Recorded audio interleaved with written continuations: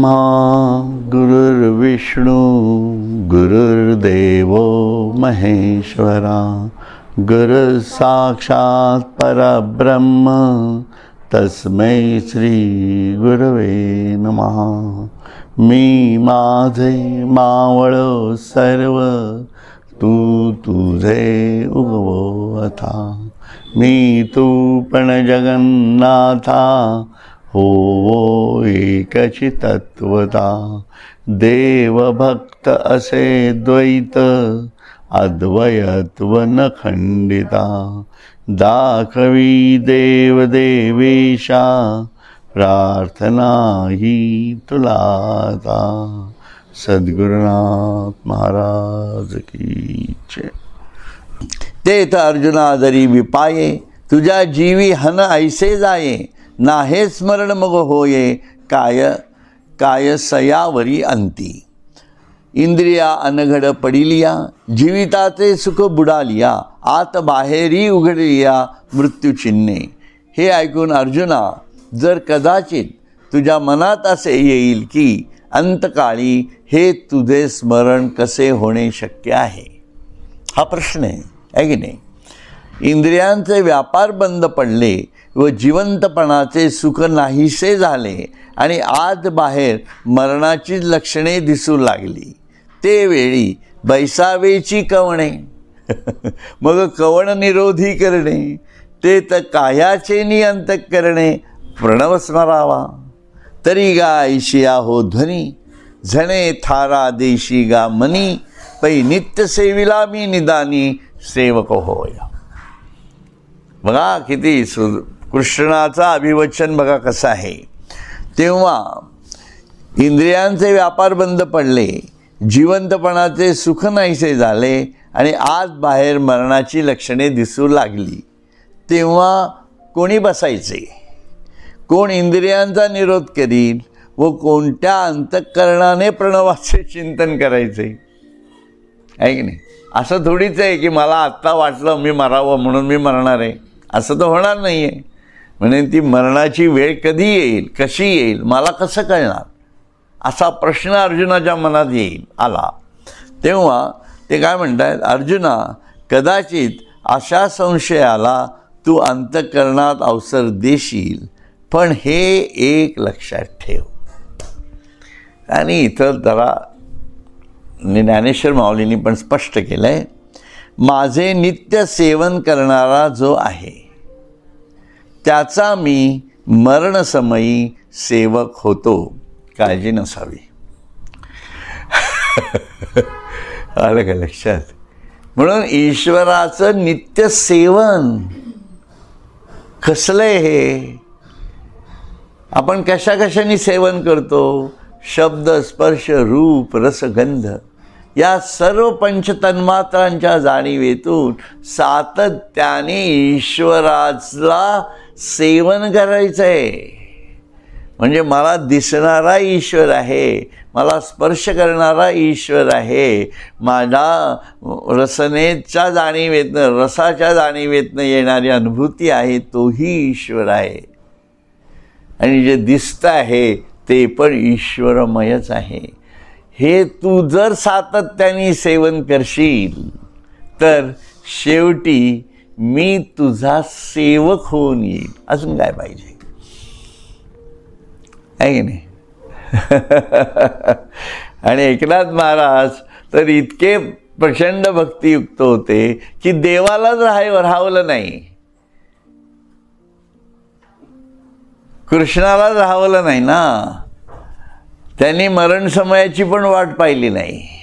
अरे हा माणूस मला इतका माझ्या भक्तीमध्ये तुडुंब भरलेला आहे की स्वयंभू कृष्णच सेवा करायला आला त्यांच्याशी। मग आता कशाची कोणाची काळजी करायची गरज आहे आपल्याला। त्यापेक्षा एकनाथ महाराज व्हावं आहे की नाही। म्हणजे कोणाची मंगलाजी नको, कल्पना काकू नको, कोणी नको,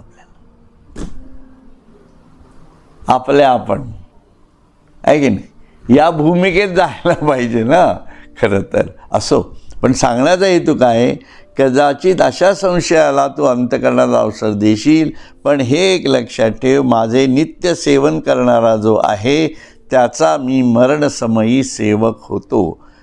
काय होतं माहिती आहे का, या गोष्टी जेव्हा आपण आपल्या जीवनाशी साधर्म्य करायचा प्रयत्न करायला लागतं ना, तेव्हा हे जे असे स्ट्रोक आहेत ना त्यांचे, इथं पॉज येतो ॲटोमॅटिक, माणूस गंभीर होतो, आहे की नाही, की कसं आहे, किती भयंकर आहे. काय ना एकनाथ महाराजांचं अंतःकरण असेल, तुम्ही विचार करा.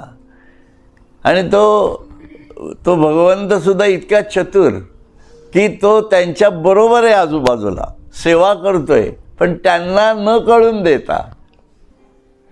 म्हणून देव भक्त असे द्वैत, अद्वैत्व न खंडिता. अद्वैत्व खंडलेलं नव्हतं त्यांचं आणि कृष्णाचं, पण द्वैत होतंच.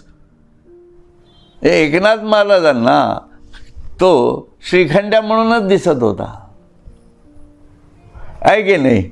शेवटी कळलं, आहे की नाही. मग ज्यावेळेला कळलं असेल तर ते हृदय कसलं हेलावलं असेल, ते विचार करा, आहे की नाही.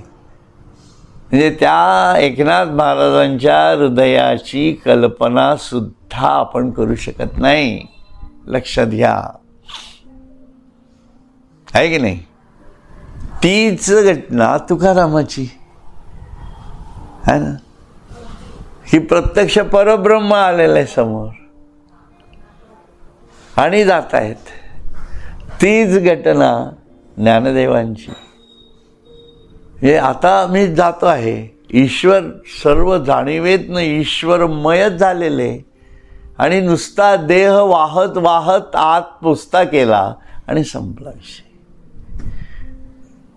आहे ना. केवढ्या या भूमिका आहेत हे समजणं आणि जाणवणं, म्हणजे ओंकाराच्या पलीकडे गेल्यानंतरची स्थिती शारीरिक जाणीवेतनं कशा प्रकारे व्यक्त होत असेल हे आपण समजून घेणं खूप गरजेचं आहे, लक्षात घ्या. म्हणून त्या अवस्थाच तशा असतात आणि तिथं ईश्वरच सेवक असतो. मग तुम्हाला काळजी करण्यासारखं काही राहत नाही त्याच्यामध्ये. असं अनन्य चेतः सततम यो माम स्मरती नित्यशः तस्याहम सुलभः पार्थ नित्ययुक्तस्य योगिनः. एक माझ्याच ठिकाणी सतत चित्त ठेवून माझे अखंड स्मरण जो करतो त्या माझ्याशी नित्य ऐक्य पावलेल्या योग्याला अर्जुना मी अत्यंत सुलभ प्राप्त होतो, है ना. त्याच्यामुळे आयुष्यभर साधना, माणसाने साधनाच करत राहावं. ईश्वरप्राप्ती वगैरे होईल असं वाटलंच गृहीत धरावं, कारण ईश्वराने वचन दिलेलं आहे ना. आपली जर त्याच्यावर श्रद्धा आहे पूर्ण, तर आपण सतत त्या जाणीवेमधनं जात राहणं हाच विषय महत्त्वाचा होतो. सातत्याने त्या चिंतनात, सातत्याने एक झालं की एक, एक झालं की एक, एक झालं की एक, एक झालं की एक, एक झालं की एक, असं सतत राहावं लागणार आहे आपल्याला. झोपेत सुद्धा उठलात की तेच आठवायला पाहिजे. उलट तुम्हाला मी खोटं नाही सांगत, तुम्ही झोपेत अशा प्रकारचा जर व्यवहार असेल ना अध्यात्माचा आपल्या जीवनामध्ये, तर तुम्ही झोपेमध्ये जेव्हा उठता ना तेव्हा तुमच्या तिथं ईश्वर आलेला दिसतो तुम्हाला. म्हणजे ते चैतन्य उठल्याबरोबर, हा अनुभव घेऊन बघा. ते चैतन्य असं फिरत फिरत फिरत राहतो सातत्याने तुमच्या भोवती. हे तुम्ही मग फ्रेश होण्यासाठी कधी रात्री उठलात 2ला, 3ला, 5ला काय असेल जेव्हा उठत असाल तेव्हा सुद्धा याचा अर्थ काय होतो की आपण झोपलेला असतो पण तो आपली सेवा करत असतो, आहे की नाही. कारण आपल्याला काय स्मरण आहे का, देह हीच अवस्था आली ना अगोदर सांगितल्याप्रमाणेच, की मी काय तिथे झोपलेलो असतो म्हणजे काय मांडी घालून बसलेलो नसतो. माझ्या म्हणजे जो माणूस झोपतो त्याच्या बाबतीमध्ये तो काही मांडी घालून बसू शकत नाही, त्याला बसतं कोण करणार, श्वास कसा झाला हेही काही कळत नसतो. पण मग तिथं तुमची सेवा कोण करतं? तिथं सेवा जर तू दिवसभर असा वागत असशील तर तिथं मी तुझी सेवा करेन. म्हणजे हा फक्त मृत्यूनंतरचा अनुभव आहे का? विचार करा. हा अनुभव मृत्यूच्या अगोदरही येऊ शकतो ना. मग ही लोक सगळी जी बसलेली आहेत, संत लोक, ही काय करताना कसा ईश्वर सतत दिसत असेल, राहत असेल, अशा भूमिकेत जावं लागणार आहे आपल्याला. म्हणून दिवसाची बांधणीच तशी ठेवावी लागते आपल्याला. आणि मग तर झालं नाही तसं तर याचा अर्थ तो दिवस आपला बरोबर गेला नाही असं. तर मला त्याचा रेट्रोस्पेक्टिव्ह इफेक्ट असं म्हणू पाहिजे, तर आहे की नाही, असं ते ॲनालिसिस करावं लागतं. असो, जे विषयांशी तिळांजली देवनी, प्रवृत्तीवरी निगड वावनी, माते हृदयी सुनी भोगिताती, परी भोगितया नाराणुका, भेटणे नाही क्षुधाधिका, ते चक्षुरादी रंका कवणपाड. ज्यांनी विषय सुखावर पाणी सोडले, विषय सुखाच्या होणाऱ्या प्रयत्नांना बेडी घातली व हृदयामध्ये मला एकट्यालाच साठवून जे माझे सुख भोगतात. पण माझे सुख भोगताना ज्यांना कधी तृप्तीच होत नाही व त्या सुखातून ते निघत नाहीत, म्हणून त्यांना क्षुधा तृषेची आठवण होत नाही, ते भिकारड्या चक्षुरादी इंद्रियांवर येण्याची गोष्ट दूर राहिली. थोडक्यामध्ये त्यांना काय म्हणायचंय की तहान भूक हरपून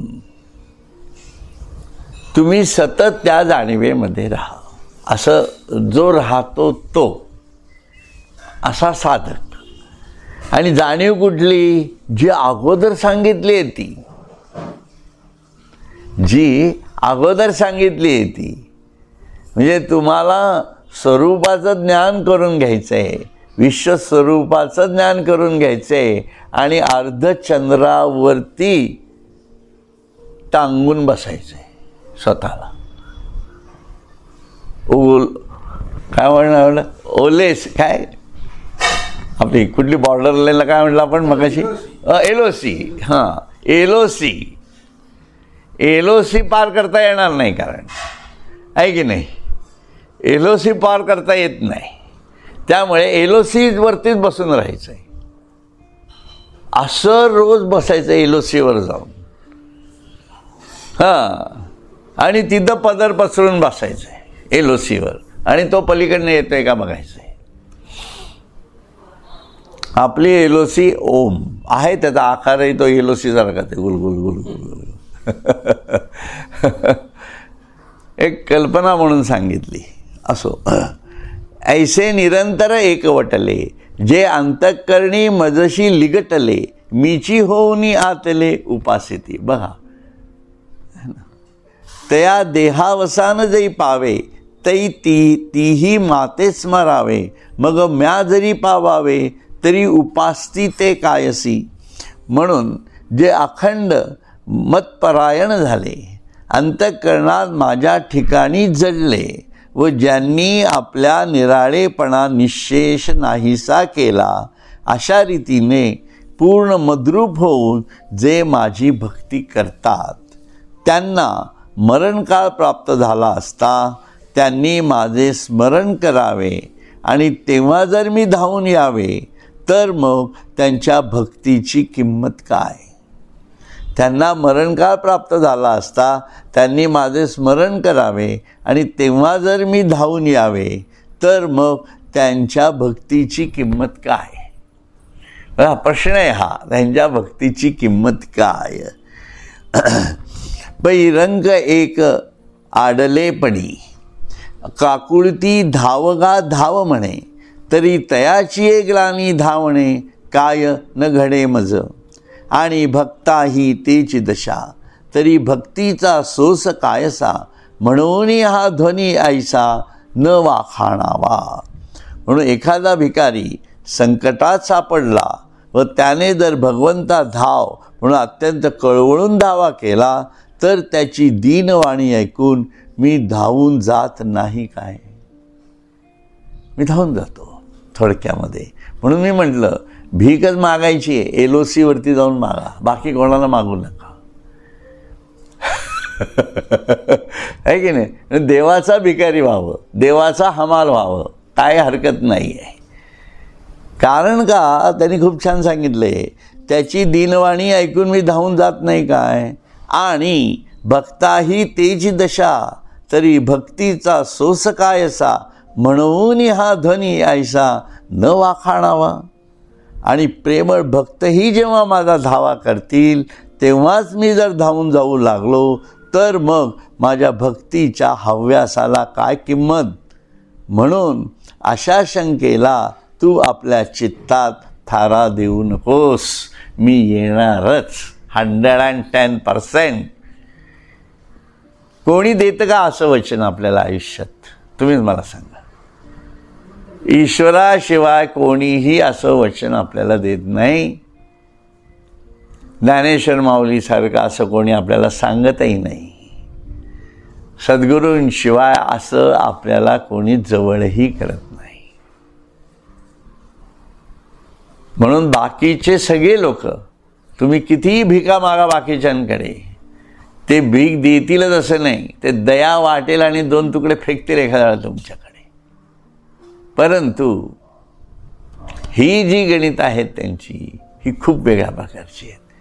आणि म्हणून तुम्ही आयुष्यभर देवाची उपासना करत राहा, अपेक्षा ठेवू नका आणि मरणाच्या वेळची काळजी करू नका. मी येणार नाही असं होणारच नाही. काय अजून काय पाहिजे? पण शुद्ध ज्ञान जाणीवेतून मला जाणून घ्या, एवढंच ते म्हणतात. ईश्वराची एकच इच्छा आहे, सर्व धर्मां परित्यज्य मामेकं शरणं व्रज. माझी दुसरी कुठली इच्छाच नाही आहे राजा. तू मला एकट्यालाच शरण आहे. कशाला उगाच कुठं तरी शरण जात बसलाय, आतून आतून आतून आतून, नाही त्या ठिकाणी डोकी आपटत बसलायस. मला एकट्याला शरण ये. पण मला एकट्याला शरण येण्यासाठी मला समजून घे मी काय करू शकतो ते, आणि मी काय आहे ते. तू ज्यांच्या समोर भीक मागायला जातोस त्यांनाही मीच भीक देतो. लक्षात घ्या. ते काय तुला भीक देणार आहेत? त्यांची मन, बुद्धी, चित्त, अहंकार, त्यांची आर्थिक व्यवस्था जी काही असेल ती. म्हणून कोणाचं काहीही ऐकायचं नसतं. There is no third person in between me and divine. मी काही कोणाचं इथं ऐकायला बसलेलो नाही आहे. माझा दाता आहे नारायण आहे. शिवाजी महाराजांनी पाठवावं, आनंद आहे. त्यांनी परत घेऊन जा, मला काहीच तोशीच नाही. तो देत नाही का मला? काय ही भूमिका आहे बघा. म्हणून थर्ड पार्टी इन्क्ल्युजन हे कायम माणसाला त्रासच देणार आहे. लक्षात घ्या. आयुष्यामध्ये नवरा बायको खूप चांगले असतात, एकदा मुलगा झाला की बिघडलं गणित. बघा थर्ड पार्टी इन्क्ल्युजन. तुम्ही ऑब्झर्व करा. त्यात अजूनही पार्ट्या वाढल्या की अजूनच पार्टिशन. नातवं झाली की अजूनच. म्हणजे काय तो ईश्वर लांबच राहिला ना. बघा ना काय झालं, काय शेवटी झालं काय. कारण माझ्यामध्ये एवढ्या पार्ट्या आणून बसवल्या मी, कारण मला त्यांच्यातनंच आनंद मिळणारी खात्री झाली. पण मी ईश्वराला माझा मुलगाही मानत नाही, मी ईश्वराला माझा नवराही मानत नाही, मी ईश्वराला माझी बायकोही मानत नाही, ईश्वराला मी काहीच मानत नाही, कारण मी त्याला समजूच शकत नाही. म्हणून ते समजून घे. केवढं आहे ना हे गणित. म्हणून हे समजणं फार गरजेचं आहे. म्हणून LOCवरच बसा, दुसरीकडे कुठे जायची गरज नाही. तो बरं. आणि तिथं काय सगळं प्रकाश आहे. हो आणि इतका प्रकाश आहे त्या LOC वरती की काय म्हणजे अंधार नसतोच ना.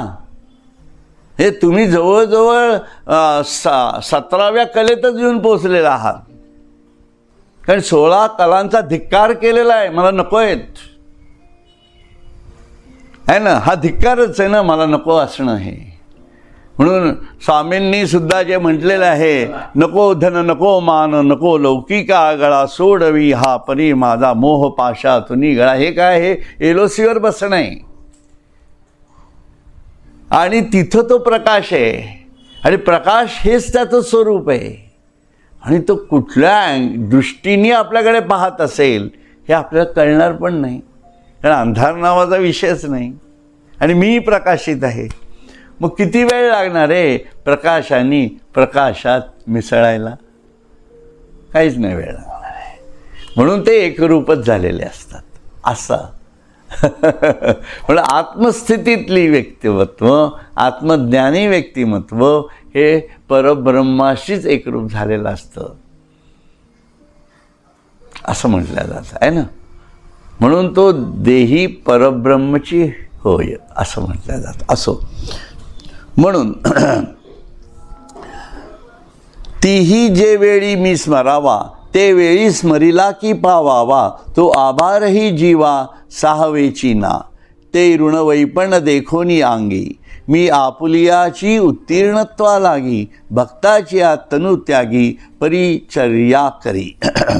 म्हणून भक्तांनी माझा जेव्हा धावा करावा तेव्हा मी धावून जावे, हा धावा करण्याचे ओझे देखील मला सहन होत नाही. बघा, हे तो इतका अंतर जाणीवेत ना आपल्याला जाणवणार आहे, माझ्या भक्ताला गरज आहे म्हणून अंतर जाणीवेतनं धावत येतोय. तुम्ही ईश्वराला, अरे ईश्वरा तू मला सोडव वगैरे, नो वेज. तसं नाही ईश्वराचं. आणि हे योगी भक्तासाठी होतं, लक्षात ठेवा. म्हणून आपण जेव्हा याच महाभारतातली उदाहरणं पाहतो की जेव्हा ही पांचाली द्रौपदी तिच्या वस्त्रहरणाच्या वेळेला तिची परीक्षा घेत होते, कारण ती आयुष्यभर अगदी कृष्णासाठी जगली होती असं काही नव्हतं. आलं का लक्षात? ते आयुष्यभर कृष्णासाठी जगलेली नव्हती. त्याच्यामध्ये तिचा अहंकार, ज्याच्यातनं एक प्रकारे महाभारत घडलं, हेही कारण होतंच. आणि मग हे सगळे व्यवहार झाले ना पुढचे, वस्त्रहरण वगैरे हे पुढचे व्यवहार आहेत. परंतु जेव्हा तिच्या लक्षात आलं की माझा पदर सुद्धा आता मला सांभाळता येणं अवघड आहे, आणि दोन्ही हात वर केले तिने, आणि जेव्हा कृष्णाला हाकारलं तेव्हा तो वस्त्र होऊनच आला. मग तिथं त्यांनी वाट नाही पाहिली. त्या क्षणार्धात की मी जातो लक्ष्मी रोडला, कपडे घेऊन येतो, साड्या वगैरे, असले काही प्रकरण नव्हती. वस्त्र होऊनच येणं म्हणजे अरे तुम्ही काय करू शकत नाही ते मी सगळं करू शकतो क्षणार्धात माझ्या भक्तासाठी. हे सगळं दाखवलं ना कृष्णाने. मग तेच आपण जर त्या प्रकारे राहिलो, आयुष्यभर त्याच्या जाणीवेतच राहिलो, तर तुम्ही धावा करा किंवा नका करू. म्हणून ते म्हटलं जातं, एक भक्त की है अर्जी, खुद गर्ज की है गर्जी, आगे तुम्हारी मर्जी, इतना तो करना स्वामी. आहे की नाही? हां, म्हणजे त्याच्या आज्ञेच्या बाहेर मी नाही आहे, माझी इच्छा आहे, जरूर आहे, का नसावी. असा भक्तीचा भाव येतो, ते खूप छान आहे. असो, म्हणून मी धावून जावे, हे धावा करण्याचे ओझे देखील मला सहन होत नाही. म्हणजे भक्ताच्या जाणीवेतलं हे ओझं जे आहे हे, कारण इथं सुद्धा या संवादामध्ये सुद्धा आपल्याला दिसेल की अर्जुनाच्या मनात तो प्रश्न यायच्या अगोदरच कृष्णाने काही ठिकाणी उत्तरं देऊन दिलेली आहेत.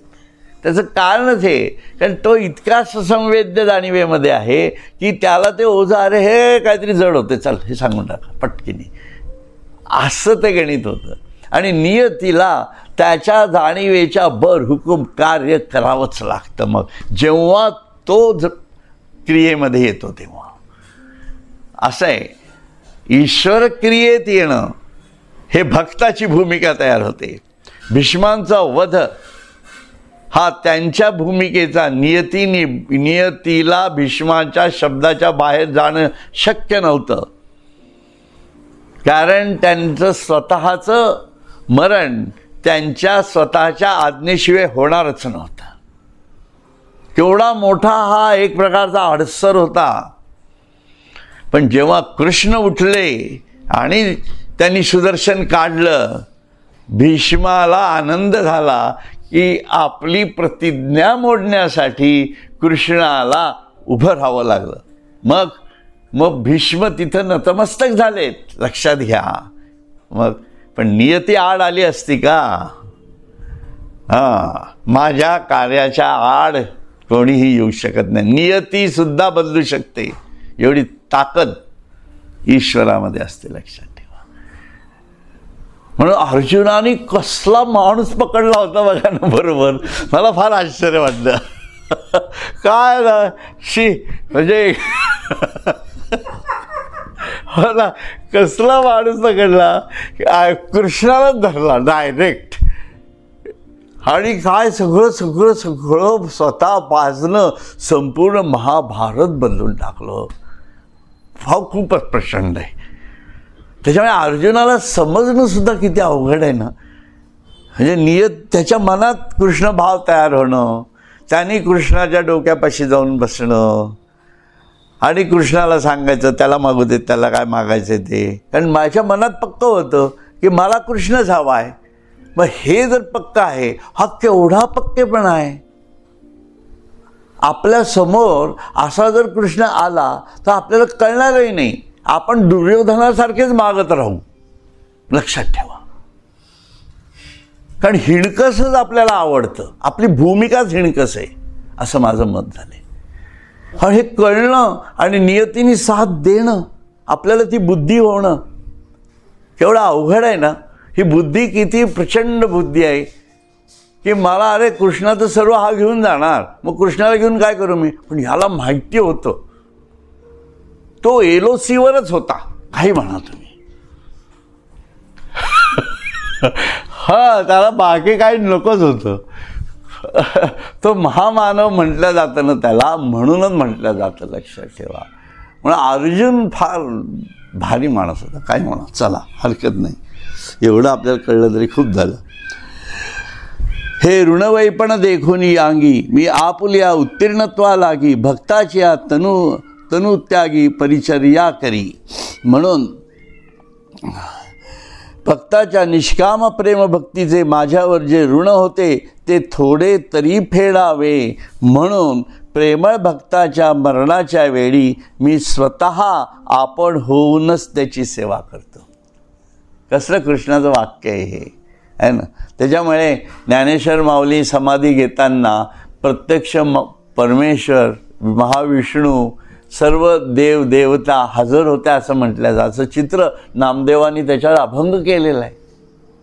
हे नामदेवाची जाणीव कुठल्या स्वरूपात पाहत होती ज्ञानेश्वरांकडे बघा, आणि तेच इथं सांगितलेलं आहे त्यांनी. म्हणून त्या भक्ताचं ऋण फेडण्यासाठी का होईना जे काही जे ऋण होते ते थोडे तरी फेडावे. थोडे तरी म्हणजे तो पूर्ण फेडूच शकत नव्हता. म्हणजे ईश्वराने आपलं ऋण मानणं आणि त्यांनी त्याच्यातला थोडासा, म्हणजे आपण त्याचं फेडू शकत नाही हे मानणं, आणि त्यातलं थोडंसं फेडण्यासाठी मी येतोय तुला भेटायला. काय ते ऋणाची कल्पना, काय ते ऋण आणि काय तो ईश्वर. ते भक्त आणि तो ईश्वर ते दोघंच जाणो काय आहे नाही ते. आपण आपलं फक्त वाचन करू शकतो, आहे की नाही. काय ना, फार वाईट आहे सगळं बघा, हरकत नाही. मी स्वतः होऊन आपण होऊनच त्याची सेवा करतो. असो देह वैकल्याचा वारा जणे लागेल या सुकुमारा म्हणून आत्मबोधाचे पांजेरा सुये तयाते. देह सोडते वेळी जीवाला जी विकलता उत्पन्न होत असते तिचा माझ्या सुकुमार प्रेमळ भक्ताला कदाचित स्पर्श होईल म्हणून मी त्याला अगोदरच आत्मज्ञानाच्या पिंजऱ्यात घालून ठेवतो. त्याला आत्मज्ञानाच्या पिंजऱ्यातच मी घालून ठेवतो म्हणतोय, आहे की नाही? काय भारी येते, आहे ना. वरी आपुल्या स्मरणाची उवाईली, ही व ऐसी करी सावली, ऐसेनी नित्य बुद्धी संचली, मी आणि तयाते. आणखी वर आपल्या सगुण स्वरूपाच्या स्मरणाची थंडगार सावली करतो, अशा रीतीने मी त्याला नित्य संचली बुद्धी प्राप्त करून देतो. म्हणून ही नित्य संचली बुद्धी जी आहे, ही ईश्वरीय बुद्धी जिचा साठा नित्य झालेला आहे. कारण रोज नित्य जाणीवेत नाही ईश्वर भजणं, आणि त्या जाणीवेतनंच ईश्वराला न बोलावता तो येणं, ही भक्तीची पराकाष्ठा आहे, लक्षात घ्या. म्हणून या भूमिकेवरती साधक जेव्हा जातो, त्यासाठी करावी लागणारी साधना कुठल्या स्वरूपाची आहे ते समजून घेणं अत्यंत गरजेचं आहे. पुढे जे सगळं आपण जे वाचलेलं आहे, ही सर्व भक्ती आहे, ज्याला मग याही वरी पार्था माझिया भजनी आस्था, तया ते मी माथा मुकुट करी.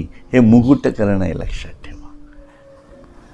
त्यामुळे ईश्वराला ऋणात ठेवणं हा विषयच खूप वेगळा होऊन बसतो एकदम. म्हणजे ईश्वर आपली दखल घेतो की नाही, इथपासून आपली सुरुवात होते भक्तीची. आपण मारे खूप अगदी सगळं करत बसतो देवासाठी, पण त्याच्या नोंदणीत आपण आहोत का, हे आपल्याला त्या एलोसीवर गेल्यापर्यंत नाही करणार. म्हणून ओंकाराच्या पलीकडेच जायचं आहे. ओंकार हा आपला विषय नाहीच, हे स्वतः ज्ञानेश्वर सांगतायत. म्हणून अर्धचंद्राच्या वरती असणारं जे बिंब म्हणजे टिंब आहे, तिथं तो आहे, आणि त्याला मला ससंवेद्य करायचं आहे, हे पहिल्या श्लोकात सांगतायत. ओम नमोजी आद्या वेद प्रतिपाद्या, जय जयाजी ससंवेद्या आत्मरूपा. ते आत्मरूप आत्मस्थितीत जाणं हीच स्वयंभू ईश्वराची साधना आहे, आणि हीच खरी ज्ञानोत्तर भक्ती आहे. हरिओम तत्सत, हरिओम तत्सत, हरिओम तत्सत.